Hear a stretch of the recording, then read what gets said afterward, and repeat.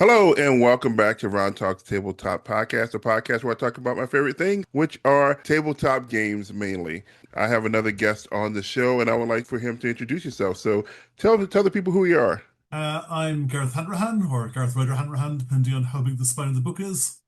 And I'm a writer and game designer. And Ron kept commenting on one of the books I did, saying, I should get him on. So I emailed you going, get me on. And lo, here I am. Yes, and it's a pleasure to have you on today. As I have mentioned on more than one episode of my podcast, that man, I really have to have this guy on sometime because I keep running into role playing products where you like the lead writer on, and so yeah, since this theme, and I'm glad that you reached out with to me today. Also, I know you're over in Ireland, and what are you guys? 5 hours ahead of us? Four, Five, six? 5 hours, 5 hours at the moment, I'm sure. Yeah, 5 hours. Yeah. We have daylight saving time coming up this weekend, and And we don't synchronize, so it'll be 4 hours next week, and everything will be confusing for a while until May or something. Anyway, yeah, something like that. Well, once again, it was a pleasure to have you on and everything like that. And we're going to talk about your, your writing credits because you're an RPG game designer, of course, but you're also a fiction writer. We're going to talk about that a little bit too.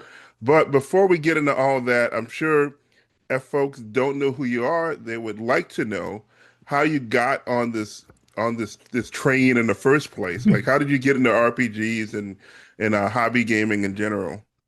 my life and career has been a sort of series of accidents, and the it started with my mother introduced me to Lord of the Rings at a young age. I think I first read it when I was 8 or so, and then when I was 11 or 12, the local library was doing Tolkien Week, and I went in, and there were these people sitting around a table in the corner with like strange little miniatures and pieces of paper. I had no idea what it was, and they said, "Do you want to play?" And I went, "Okay." And they had to be a character sheet which began, "You are an elf who has passed through Moria." And I went, "I have no idea what this is, but it's clearly the best thing ever." And then I spent the next year trying to work out what I'd played because this was like pre-internet, pre-Google search. So I spent a while going to bookstop shops going, "Oh, was this it? No, this is a horribly complicated war game. Was this it? Nope. This is like a guide to Tolkien." But eventually I found Redbox D&D and went, right, this is close enough. I was playing from there.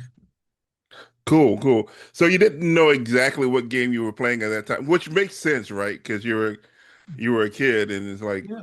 what I, is I, this? I've worked out finally it was like just a regular MERP game, but I like there were there were no game shops in town. It was just like whatever random stuff happened to come into various bookshops. So Very cool, very cool. Mhm. And at some point, you went from just being like a hobby gamer into actually getting into the industry, writing for RPGs and everything like that. Like, when did that first happen? Again, that was kind of accidental. So I had my red box, played D&D for a few years, and then I went to my first gaming con and discovered Call of Cthulhu. I went, oh, this is even better! Yay! So I played Call of Cthulhu for a few years and Vampire and many other games. And then when I went to college, I got involved in running the convention and writing games for the convention. And because of the way the Irish conventions were structured at that point, everything was sort of tournament style. So basically, one person would write the scenario, and then you'd have like six, 10, so there's 20 tables all playing the same game. Um, Okay. so I got fairly good at writing something that someone else could pick up and read and play and like, use at the table. And I sent some of those off to some American companies going, look, here, I've written basically a convention demo for you. Here, you can have it. It's free. It's there. And one of them, Fantasy Flight, said, oh, like, here, write some new plan stuff for us. And I was, this is great. I was like, I mean, I'd write stuff. And then my quote unquote real job in computers went away. And I went, right, I've got three months salary saved. I can like make rent for 3 months. I'll see how long it takes me before I have to go get a real job again. And that was 2000 or 2003. So we're 26 years later, or no, 23 years later. and I still don't have to get a real job. That's amazing. That's not the first time I've heard a story like that where it's like they jumped into the professional gaming space because their full-time job went away at least temporarily and You just know, kind of jumped into it. no one is going to sort of well, actually, these days maybe you could, but very few people are consciously go, right, I shall become a tabletop game designer. That is a, like, fulfilling, lucrative, and stable career. Right.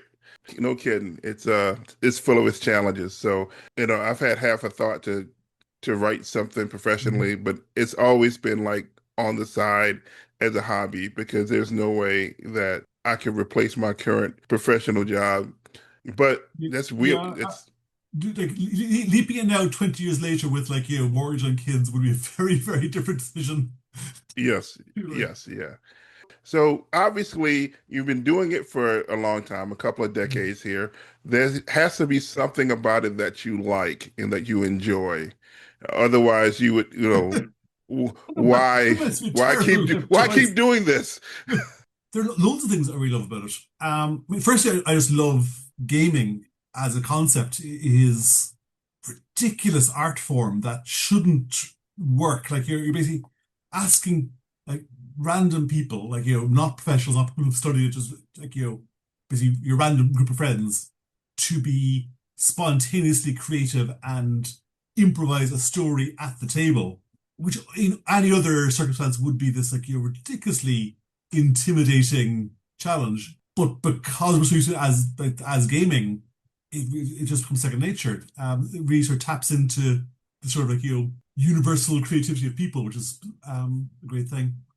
Right. When it comes to writing of them as well, it's just always interesting. Like, because you never know what you're going to need for a particular game project, you end up being able to, or being allowed to, research wildly, read random stuff.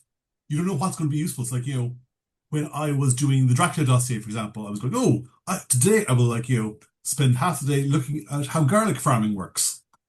Garlic farming, not that interesting on itself. If I would not a topic I would have, like, delved into of my own accord, but because of Dracula vampires, took up garlic farming. So and then I discovered there's a massive garlic smuggling industry, and that was much more interesting. At the moment, I'm doing the Terraforming Mars role-playing game, so I'm, like, getting to delve into, like, Martian areology and chemistry and, like, space travel stuff. Again, at sort of a nice level where you don't need to become an expert on it. You just need to Right. be to have enough knowledge, enough depth of knowledge that you can sort of convincingly give the GM something to say to the players that makes the GM sound expertish. It's again, Um, it's never ever boring, which is lovely. it sounds like it, and I may be getting a little bit ahead of myself here, but I have to ask about the Terraforming Mars role playing game. Um, that is not a board game when I sit down and play it and think, man, I really want to play in this setting. It is What? an odd choice, but what we're doing with it is really interesting. Basically, we're doing it as, like, to base it around projects, and like Okay, like in the board game. So basically, like, each game session will cover, like, 6 months, a year, 2 years, 5 years of play. It's happening at a much higher level than a regular role-playing game, and the rules are right. dropping down to sort of action levels. And the challenge of taking what's literally often a very, very dry topic of Mars and making it interesting. So we've got, like, all sorts of rules for, like, interpersonal dynamics within the group, for making, like, weather and, like, the environmental constraints as much of a challenge as a bunch of orcs. Like, Right. one of my first playtest scenarios was your team's job is to genetically engineer Mars tolerant shrimp. And because of the way we've structured the rules, that actually was a entertaining and compelling story that ended sadly in one member of the team murdering another member. Um, It is a weird topic. It's going to be a weird game, but again, it's just really interesting to do. in what other ways do you like approach a topic or a role playing game, to get, I guess I won't say pen to paper because we're in the 21st century, Yeah. but But pen to paper is still you know, part of it. I still like carrying around a notebook is like, the uh, fantastic piece of advice for any writer. I find writing role-playing books kind of easy compared to fiction because okay, the first thing a role-playing book has to do is be functional. It's a thing that's going to be used at the table. No matter how arty you're getting, no matter what style of game you're doing it, fundamentally, you have this constraint where the information on this book will need to go to a small number of people. It may need to go to one person, the GM, who will then disseminate it to the rest of the people at the table. It needs to give them the tools to build a story at the table. That story needs to be complex and crunchy enough to be entertaining and involving, but it also be simple enough that everyone can sort of keep it in their heads at the same time, and it'll finish up in a regular game session length, or if it's going to be a longer thing, then it'll be break up into nice, discrete, playable chunks. It's much more constrained than say a novel. Like a novel, you can do anything. A role-playing game has to be usable as a role-playing game. So when you right, start with those constraints, that just sort of gives you a sort of a shape to the thing almost immediately. And then you can start going, okay, what makes this game different from other games? What makes this setting really interesting? Like, if I'm adapting like an existing game, okay, where are the obvious player characters? If there aren't obvious player characters, where can we like create them? What's the basic adventure? What's the basic session like? What special rules right. do you need? This is a question isn't on my list here, but what RPG design surprised you? Like, meaning like, and I guess it could be a pleasant surprise, it could be an unpleasant surprise, whatever, But basically, what RPG design did you work on that went in a different direction than you could have anticipated? Okay, I'll talk about other people's first. I'll get on my own. The most recent surprise I had was Mythic Bastion Land, which I absolutely fell in love with just for the density of the book. It's like, the rules of that are like 18 pages long, and then the rest of it is like knights and myths, and they all follow exactly the same format. They're all vague enough that you could like build your stuff onto them, but you can run that game for months just from that book, just with like that book and a D6, and you're set for a long time. And I was just amazed by how dense it was, considering how brief it was. It's just a beautiful piece of design. Speaking personally, I'm better known as someone who comes along and like does the adventures after the core book.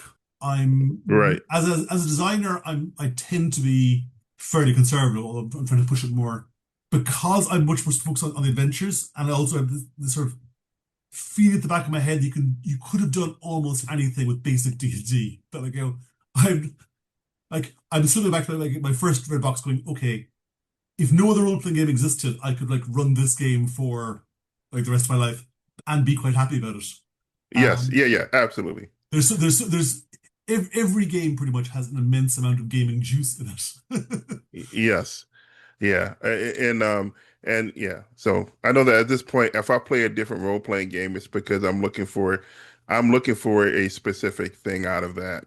I Yeah. could run anything that I want in some version of a lighter classic, D20 chassis, right? But so I was asking about the RPG design thing. I am aware that most of your work is actually on adventure Mhm. work and like supplements and everything like that. What are some of your favorite settings to work with, whether it's like some sort of famous IP or not?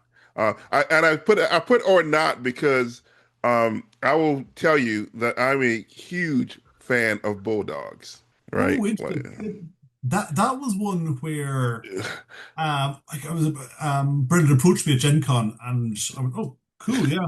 I that was all because that's like one of the few supplements for that game.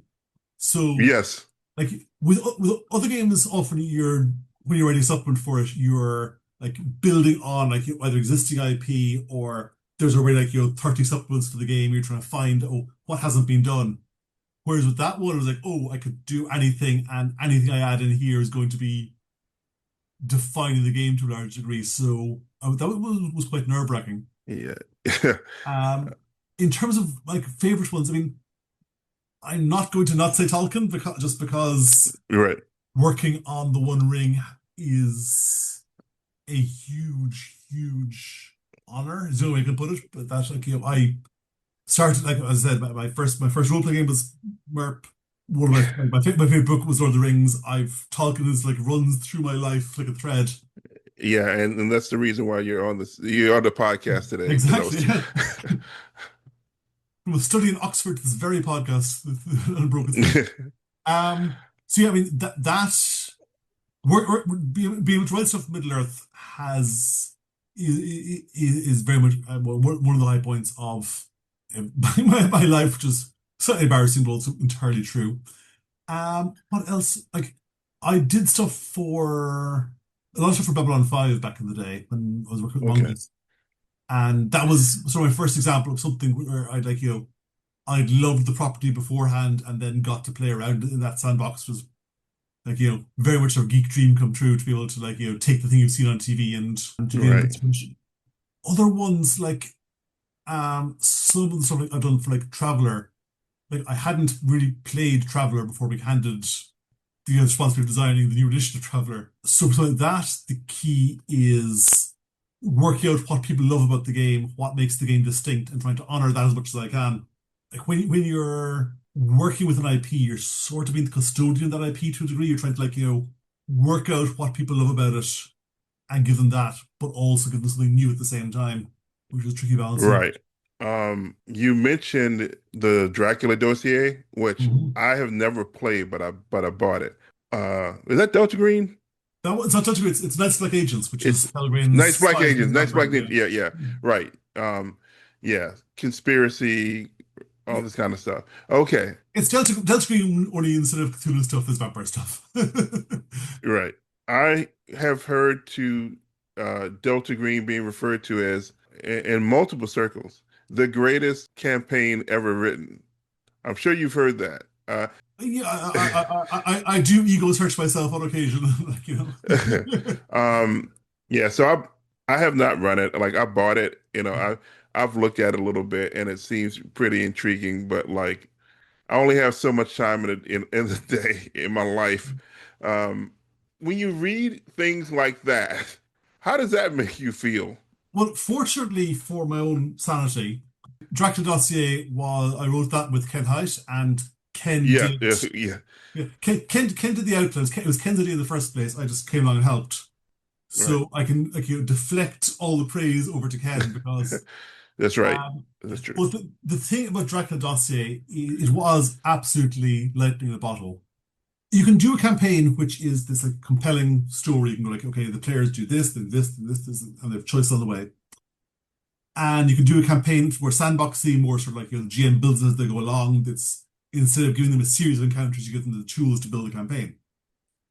And Dracula say manages to do both at the same time, which is fantastic. Like the story is always going to end with you guys killing Dracula. That is the Yeah, plot. It's a hunt for Dracula. No matter where you go in the campaign, you can go anywhere pretty much. yeah, And right. Yeah. you've got this pyramidal structure where basically you're fighting minions, Well, fighting yeah, minions, yeah. all the way to get to Dracula.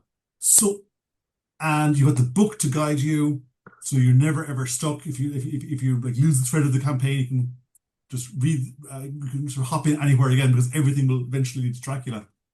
I've been looking for other situations which would have a similar structure, and it's just really rare to get a story that works that way and has the sort of the instant hook of oh you're going to fight Dracula because everyone knows Dracula, everyone wants to kill Dracula, Right, um, and there are a million ways to do it, but you don't know that that's how it's going to end.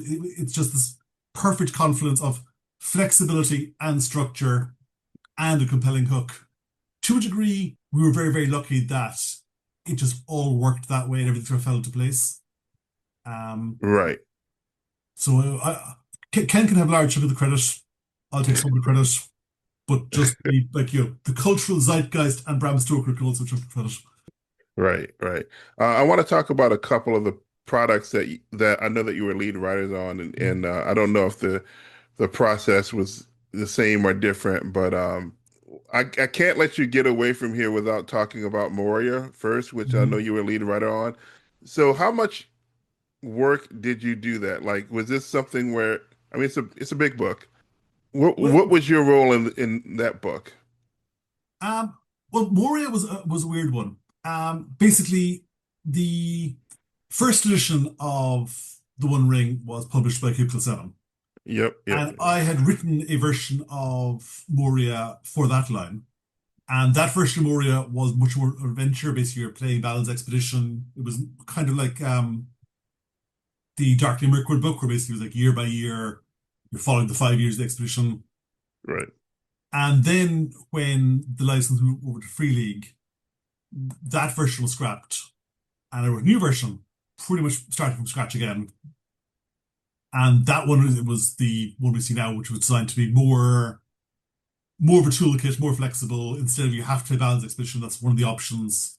And it was also brought back a couple of years with, so it ties in with the 2965 start date of second edition as opposed to start at Balin's Expedition, which is a few years later. And I mean, I actually had a fairly free hand with Moria. That at this point, I've got enough trust with Francesco and Free League that they know they know I know Tolkien. And for that one, a large chunk was just not disappointing people because Moria looms so large in the geek collective consciousness. It is like it's the Ur dungeon. It's like everyone has read Lord of the Rings. Everyone knows those doors. Everyone like has like read the books, watched the movies. So on the one hand, it was this like a really high profile people like the Kickstarter really well. Everyone wanted, but I also was terrified of getting it wrong and just like disappointing people that like, like, wouldn't live up to their the sort of the Maria in their heads. So a lot of it was trying to give lots and lots of options to people, but also like for a dungeon, an awful lot of the book is basically here's the mood, here's the like here is the why I'm setting up this way. Here is my sort of like thesis of Moria. Here are possible interpretations of how a campaign Moria could go. And so it's because while it is like the Ur dungeon, it's also like pretty much a tomb. It's not like it's easy to make a D&D dungeon exciting. You throw in lots of traps, you throw in lots of monsters. Moria can't work like that because that's not how it is in the books. In the book, it's got lots of monsters, but they like they find you and they come after you as opposed to being sitting there in like their 10 by 10 rooms. It's not full of traps because it fell 1,000 years ago and wasn't working city before that. There are some traps, but you can't make every room in it a exciting encounter. So I had to basically work out a way of spacing it out so every session had exciting encounters, but there's lots of like walking through empty corridors and making that atmospheric interesting as opposed to going, okay, you go through an empty corridor, you go through an empty corridor. There's nothing in this room. Right. It's only sort of a dungeon, and trying to get that across was the trick. Yeah. I mean, it obviously it came across as a toolkit. It's like it's this might sound weird, but it's its own setting.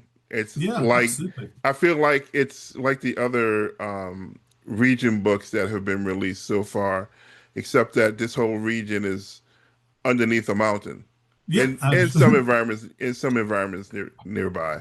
yeah, but, But and also it's like it's just well not just orcs, but it's like mostly orcs. Like all the other regions of people you can talk to. right. Part of the sort of design brief for Maria was sneaking in as many people you could talk to while still keeping it a lonely, scary tomb. And I bet that was a real challenge. Like I remember reading a little paragraph about Tharbad, which talks about in the Tales from the Lowlands, I think, and where it's like, well, officially, I mean, Yeah. this city's abandoned, but like basically, that's pretty boring for a role playing game. So we did a little something, The single line in all of Tolkien I hate the most is from the beginning of the Bree chapter in Fellowship, where he goes, "In those days, no man lived like west of the Shire or within 100 leagues of Bree." you've just basically drawn a circle around Bree where he can't put anyone to talk to. And like, there's a lot of stuff in Lord of the Rings which are like talking throwaway lines that don't quite make sense from the view of a role playing game. Like the Prancing Pony is this like giant inn in this town, but Tolkien's like has nothing other than like your dwarves going east and west along the road. Are they the only customers, or is it just like them and Bree folk?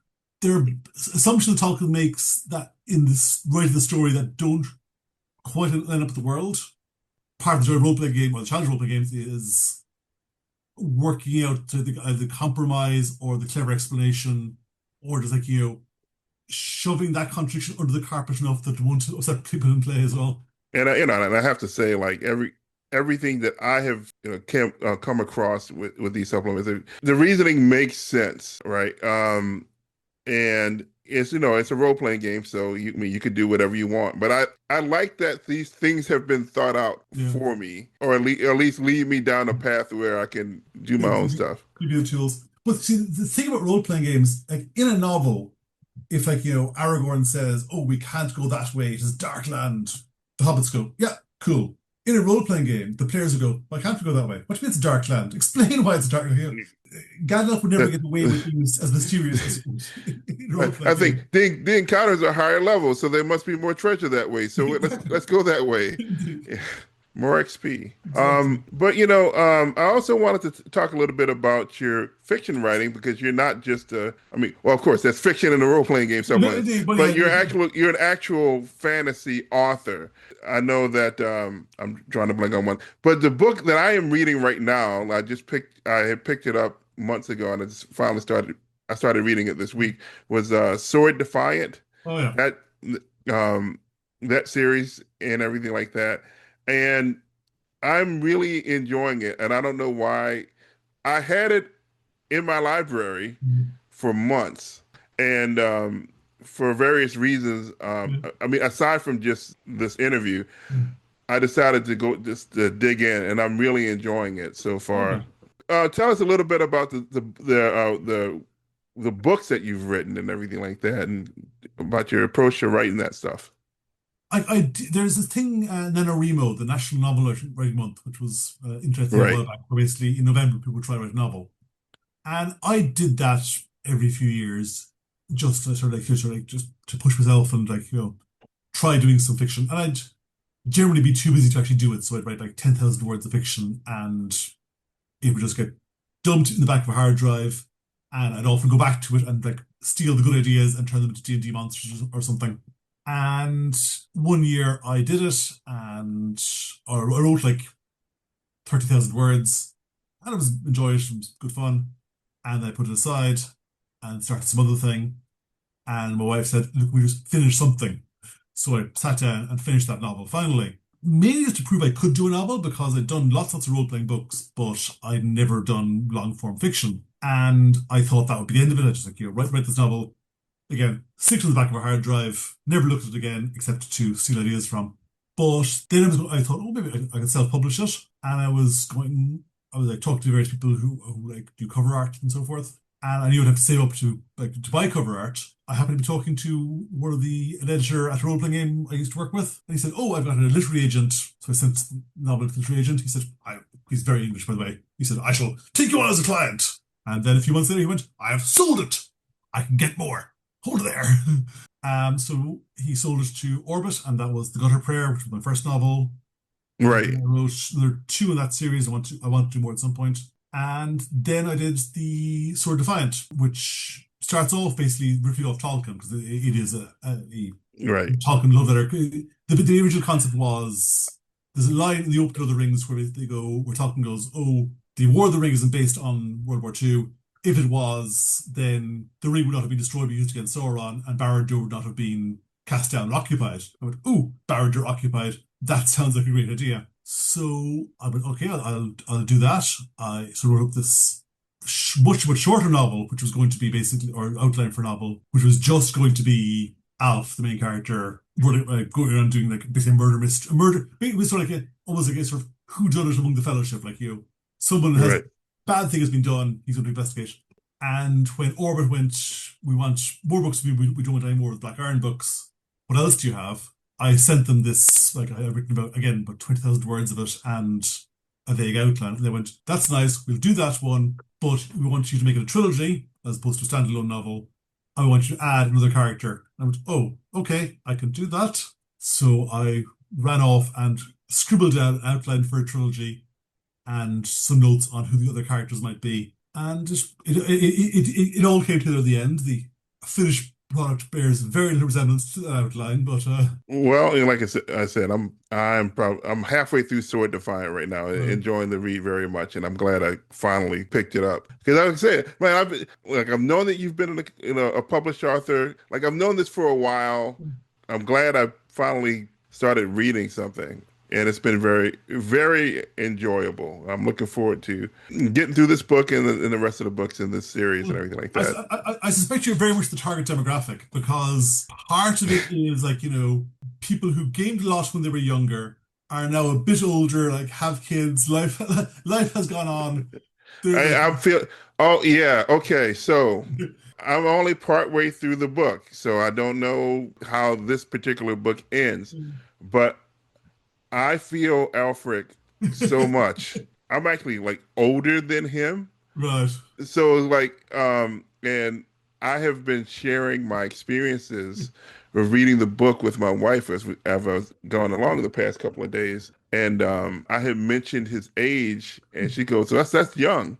I'm like, not in that type of not in that type of world. That the world is old. Yeah. Like I can I feel that age in my bones. I feel like I feel those friendship dynamics. Like the people that they have just kind of life has just kind of pulled us in different directions. And then there's the one guy that he's very consistent and trying to keep tabs with me and sticking with me. And then there's other people that are just kind of gone off and doing their own thing. And it's Yeah. like, man, I wish I could Which you we would could like spend more to. time. Oh, I Yeah. mean, it was absolutely autobiographical because Yeah.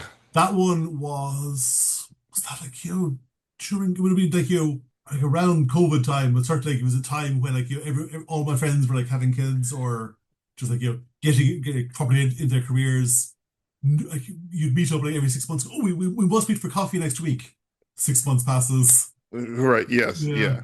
Yeah. So yeah, and also the popping healing potions like ibuprofen and bad knees and bad backs. So, like I said, I definitely identify. Yeah.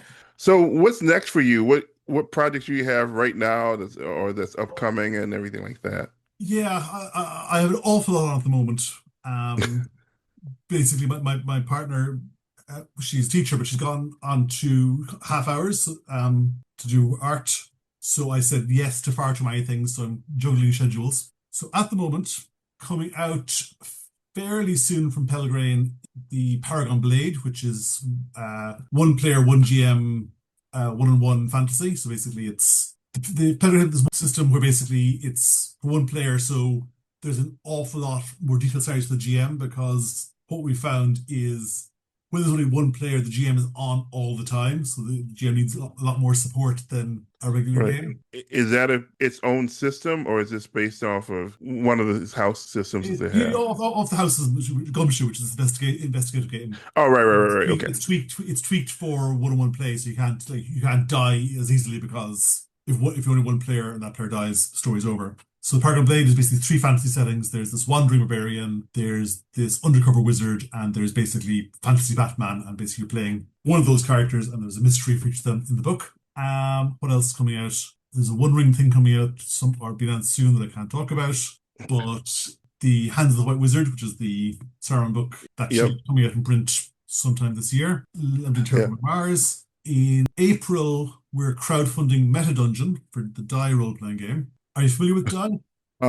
I've heard of it. Okay, the brief version of Die is it's goth Jumanji, basically. You're playing people from the real world who are dragged into a role-playing game, and you basically it's this like weird fantasy that's half D&D, half based on your own unresolved personal issues. So like, the Lich talks to the voice of your boss, the Right. Queen of the Elves is your ex-girlfriend from high school, the one that got away and so forth. And we're crowdfunding Meta Dungeon, which is going to be the history of the role-playing hobby as told through a role-playing game. So it's this level dungeon.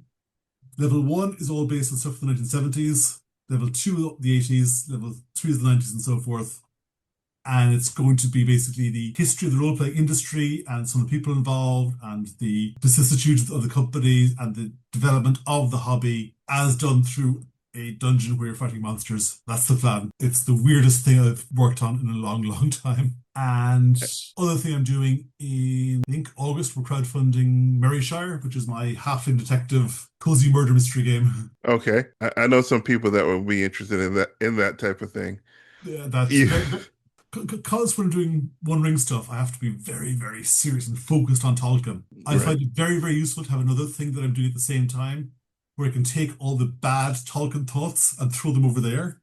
So, for example, when I was doing Moria, I was also doing this dungeon for the Heart role-playing game called Dagger on the Heart, which is all the weirdness and monsters and alien stuff and like your ridiculous fantasy nonsense. I could just purge all of that from Moria and put that over there. So that one is packed full of weirdness. So similarly, whenever I had a bad joke that I couldn't put into a One Ring book, I'd copy and paste it and stick it over into the Merryshire document. Right. Right. Oh, and the other thing, sorry, as I said, a lot on at the moment. My next novel is out in August, and it's the Dungeon Book, which is Rudyard Kipling's Jungle Book. Only instead of the child being abandoned and adopted by wolves and a panther and a bear in the jungle, she's abandoned in a D&DS dungeon and adopted by a minotaur and a talking skull and a pack of goblins. Oh man, that sounds fantastic.